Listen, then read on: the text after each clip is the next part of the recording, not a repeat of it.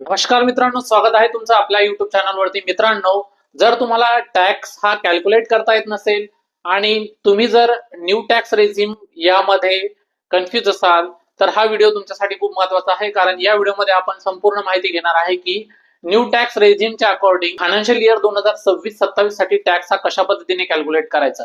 तर मित्रांनो, मी इथे न्यू टॅक्स रेझिमचा टॅक्स स्लॅब्स इथे दिलेला आहे. इथं आहे स्लॅब्स जो की RS मध्ये दिलेला आहे आणि टॅक्स हा जो आहे तो पर्सेंटेज मध्ये दिलेला आहे. तर आता यामध्ये आधी आपण काय करूयात, स्लॅब्स हे समजून घेऊयात. त्यानंतर समजून घेऊयात की त्यावरती किती पर्सेंट मध्ये आपल्याला टॅक्स हा लागणार आहे आणि कशा पद्धतीने टॅक्स हा कॅल्क्युलेट करायचा आहे. एक एक्झाम्पल सहित आपण बघणार आहोत, म्हणून हा व्हिडिओ शेवटपर्यंत नक्की बघा.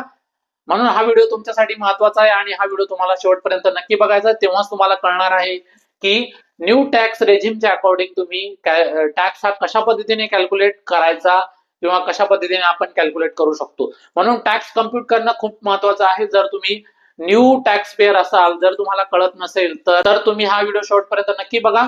एक एक्झाम्पल सहित घेऊन मी तुम्हाला प्रॉपरली एक्सप्लेन करून सांगतो की कशा पद्धतीने न्यू टॅक्स रेजिमच्या अकॉर्डिंग तुम्ही फायनान्शियल इयर 2026-27 साठी टॅक्स हा कॅल्क्युलेट करू शकता. तर लक्षात घ्या, आता इथे स्लॅब दिलेला आहे. पहिला स्लॅब आहे 0 ते 4 लाख, म्हणजे ज्यांची इन्कम ग्रॉस इन्कम म्हणू आपण, किंवा एक फायनान्शियल इन्कम असेल, ग्रॉस इन्कम म्हणायचे त्याला, 0 ते 4 लाखापर्यंत असेल तर त्यांना कुठल्याही प्रकारचा टॅक्स हा लागणार नाही, नील असणार आहे. म्हणजे त्यांना कुठलाही टॅक्स हा भरायचा नाही. स्लॅब सेकंड काय म्हणतोय, जर तुमची इन्कम ग्रॉस इन्कम एका फायनान्शियल इयर मध्ये, म्हणजे ही एक फायनान्शियल इयर तुम्हाला सांगितलं मी, या फायनान्शियल इयर मध्ये जर तुमची ग्रॉस इन्कम 4 लाख ते 8 लाख याच्या दरम्यान असेल तर तुम्हाला त्याच्यावरती लागणार आहे 5%चा टॅक्स. कितीचा टॅक्स लागणार आहे? 5%चा टॅक्स लागणार आहे. जर तुमची इन्कम 8 लाख ते 12 लाखाच्या मध्ये असेल तर तुम्हाला लागणार आहे 10%चा टॅक्स. त्यानंतर चौथा स्लॅब काय म्हणतो, 12 लाख ते 16 लाख जर तुमची याच्यामध्ये जर तुमची एक ग्रॉस इन्कम असेल तर तुम्हाला लागणार आहे 15%चा टॅक्स. आणि त्यानंतर जर तुमची इन्कम 16 लाख ते 20 लाखाच्या मध्ये असेल तर तुम्हाला 20%चा टॅक्स लागणार. त्यानंतर 20 लाख ते 24 लाखामध्ये 25%, आणि 24 लाखाच्या वर जर असेल तर तुम्हाला 30%चा टॅक्स हा लागणार आहे मित्रांनो. तर आता एक सिंपल एक्झाम्पल सहित घेऊयात. आपल्याला कुठल्या कुठल्या गोष्टी कन्सिडर करायच्या आहेत. सगळ्यात पहिले आपल्याला कन्सिडर करायचं आहे आपली ग्रॉस इन्कम. ग्रॉस इन्कम आणि इन्कम टॅक्सच्या अकॉर्डिंग स्टँडर्ड डिडक्शन आहे आपल्याला, स्टँडर्ड डिडक्शन. तर न्यू टॅक्स रेजिमच्या अकॉर्डिंग आपल्याला स्टँडर्ड डिडक्शन एका वर्षामध्ये 75,000 मिळत असतं. ठीक आहे. त्यानंतर सेक्शन 87A च्या अकॉर्डिंग आपल्याला रिबेट मिळत असते, तो पण आपल्याला कन्सिडर करायचा आहे, रिबेट. त्यानंतर आपल्याला आपली जी इन्कम मी तुम्हाला सांगितली, हे सर्व गोष्टी आपल्याला बघायच्यात. तर आता यामध्ये आपण ह्या सर्व गोष्टी तुम्ही समजून घ्या. अगोदर आपण एक टॅक्स कॅल्क्युलेट करूयात. आता आपल्याला सपोज एखाद्याची इन्कम आहे 4 लाख ते 8 लाखाच्या दरम्यान. तर सपोज 4 लाख ते 8 लाखच्या दरम्यान म्हणजे किती होतात? 4 लाख रुपये होतात. तर 4 लाख इंटू 4 लाख इंटू किती करायचे? Into 5% upon 100. हा होईल किती होणार आहे मित्रांनो? 4 पंचे 20. ओके, 20,000 रुपयाचा 20,000 20K चा टॅक्स तुम्हाला भरावा लागणार आहे. 5% म्हणजे 5%चा टॅक्स आहे अपॉन 100, म्हणजे हे पर्सेंटेज मध्ये आपण दिलंय. तर एवढा 20,000चा टॅक्स तुम्हाला इथे बसणार आहे. 20K हा एवढा टॅक्स तुम्हाला भरायचा आहे. त्यानंतर आता 8 लाख ते 12 लाखाच्या दरम्यान तुम्हाला 10%चा टॅक्स लागणार, म्हणजे तो किती झाला? परत 4 लाखावर तुम्हाला किती लागणार? 10%, म्हणजे तो किती झाला? 40K. इथे किती होतोय? 40K. तर अशा पद्धतीने तुम्ही काय करू शकता? टॅक्स हा कॅल्क्युलेट करू शकता. आता एक एक्झाम्पल घेऊयात. एक्झाम्पल असं घेऊ की तुमची एक अॅन्युअल ग्रॉस इन्कम आहे. अॅन्युअल ग्रॉस इन्कम सपोज आपण बघूया की 10 लाखाची तुमची अॅन्युअल ग्रॉस इन्कम आहे. तर 10 लाखामधून तुम्हाला सिम्पली काय करायचं आहे? एक एक्झाम्पल आपण घेतो मित्रांनो, लक्षात घ्या. 10 लाखामधून तुम्हाला काय करायचंय? 75,000 हे डिडक्ट करायचे. 75,000 किती होतं? कारण हे स्टँडर्ड डिडक्शन आहे, म्हणजे जी तुमची ग्रॉस इन्कम असेल त्या इन्कम टॅक्स ऍक्टच्या अकॉर्डिंग तुम्हाला स्टँडर्ड डिडक्शन हे 75,000चं मिळतं. तर डायरेक्ट तुम्हाला यामधून मायनस करायची ग्रॉस सॅलरी मधून, म्हणजेच किती होतात ते 9,25,000 एवढी तुमची ही इन्कम झाली आणि ह्याच इन्कम वरती तुम्हाला काय होणार आहे, टॅक्स पे करावा लागणार आहे. आता लक्षात घ्या, 9,25,000 हा स्लॅब कुठे बसतो, तर हा इथे बसतो. ठीक आहे. तर आता तुम्हाला कशा पद्धतीने कॅल्क्युलेट करायचं, तर 4 लाख ते 8 लाखापर्यंत तुमचा जो टॅक्स बसणार आहे, तुम्हाला कितीचा बसणार आहे, 20,000चा बसणार आहे. कितीचा आहे, 20,000 टॅक्स तुम्हाला द्यावा लागणार आहे.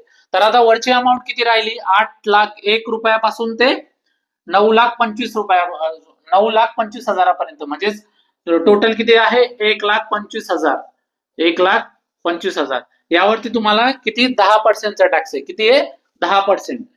10% आपण किती झाले 100, तर हा होणार आहे तुम्हाला 12,500 रुपये. किती होणार आहे, 12,500.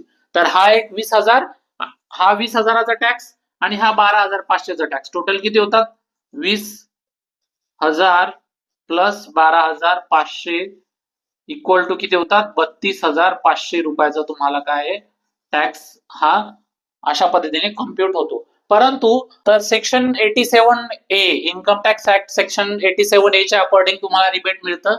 म्हणजे जर तुमची इन्कम 12 लाख किंवा 12 लाखाच्या खाली असेल तर तुम्हाला झिरो इन्कम टॅक्स लागणार आहे.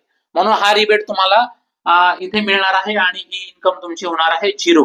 म्हणजेच हे 32,500 याच्यामधून तुम्हाला रिबेट तुम्हाला हे करायचं आहे आणि त्या रिबेटनुसार तुमचा इन्कम टॅक्स हा झिरो होतो. म्हणून काय, तुमची जर ग्रॉस इन्कम 10 लाख असेल तर त्यावरती तुम्हाला कुठल्याही प्रकारचा टॅक्स हा भरावा लागणार नाही. अशा पद्धतीने मित्रांनो तुम्ही न्यू टॅक्स रेजिमच्या अकॉर्डिंग फायनान्शियल इयर जे आहे 26-27 साठी इन्कम टॅक्स हा कम्प्युट करू शकता, कॅल्क्युलेट करू शकता. तर मित्रांनो आहे ना एकदम सोपी पद्धत. जर यामध्ये तुम्हाला कुठल्याही पद्धतीची अडचण असेल तर नक्कीच कॉमेंट करून सांगू शकता की यामध्ये आम्हाला अशा पद्धतीचं टॅक्स हा कम्प्युट करायचा आहे. लाईकवाईज तुम्ही बाकीचे जे तुमचे जे अॅन्युअल ग्रॉस इन्कम असेल त्या पद्धतीने तुम्ही काय करू शकता, कॅल्क्युलेट करू शकता. तर ही एक खूप महत्वाची इन्फॉर्मेशन आहे मित्रांनो आपल्या सर्वांसाठी, कारण प्रत्येकाला as a Indian as a Indian citizen आपल्याला आपला स्वतःचा टॅक्स जो आहे तो कम्प्युट तो आपल्याला कॅल्क्युलेट करता आला पाहिजे. आणि तो कशा पद्धतीने कॅल्क्युलेट करायचा, तर तो अशा पद्धतीने तुम्ही कॅल्क्युलेट करू शकता. म्हणून ही एक सोपी पद्धत मी तुम्हाला सांगितलेली आहे. अशा पद्धतीने तुम्ही काय करू शकता, तुमचा टॅक्स हा कॅल्क्युलेट करू शकता. तर लक्षात घ्या, हा व्हिडिओ खूप महत्वाचा आहे, म्हणून हा व्हिडिओ तुमच्या मित्रांपर्यंत नक्कीच शेअर करा. चॅनलवर पहिल्यांदा असाल तर चॅनलला सबस्क्राईब करून ठेवा, जेणेकरून अशीच नवनवीन माहिती तुम्हाला वेळेवर मिळत राहील आणि तुम्ही पण यामधून काहीतरी शिकाल आणि मला सुद्धा काही गोष्टी यामधून शिकण्याचा चान्स मिळेल. म्हणून मित्रांनो की जर तुम्ही नवीन असाल, न्यू बिगिनर असाल किंवा तुम्ही पहिल्यांदा टॅक्स कॅल्क्युलेट करत असाल आणि तुमची इन्कम ही टॅक्सेबल इन्कम म्हणजे स्लॅब्स मध्ये वेगवेगळ्या स्लॅब्स मध्ये बसत असेल तर अशा पद्धतीने तुम्ही काय करू शकता, इन्कम टॅक्स हा कॅल्क्युलेट करू शकता. यामध्ये सेस म्हणजे काय, हॉस्पिटल अँड एज्युकेशनची एक फीस लागते, म्हणजेच काय वेगवेगळ्या टॅक्स वरती असते ते, म्हणजे तुमच्या टॅक्सेबल इन्कम वर नाही, तुमची जी टॅक्स आहे त्यावरती तुम्हाला एक काही एक्स्ट्रा अमाऊंट ही चार्ज केल्या जाते. परंतु त्याचं एक्झाम्पल आपण इथे घेतलेलं नाही. आपण एक सिंपल एक्झाम्पल घेऊन हा जो टॅक्स स्लॅब आहे तो मी तुम्हाला समजवण्याचा प्रयत्न केलेला आहे. मित्रांनो या व्हिडिओमध्ये जर काही तुम्हाला चुकीचं वाटत असेल तर नक्कीच कमेंट करून सांगा, कारण मी माझ्या साईडने ट्राय केलेला आहे की कशा पद्धतीने आपण इन्कम टॅक्स हे कॅल्क्युलेट करू शकतो. कारण मी काही फायनान्शियल बॅकग्राऊंडचा नाही किंवा मी कुठले सीए केलेलं नाही किंवा कुठलाही एज्युकेशन तशा पद्धतीचं नाही. मी फार्मा बॅकग्राऊंडचा आहे, म्हणून just I tried my ever best to calculate the income tax as per new tax regime for the financial year 2026-27 or for the assessment year of 27-28. Okay, तर लक्षात घ्या हा व्हिडिओ खूप महत्वाचा आहे, म्हणून हा व्हिडिओ जास्तीत जास्त शेअर करा. चॅनलवर पहिल्यांदा आला असेल तर चॅनलला सबस्क्राईब करून ठेवा. धन्यवाद.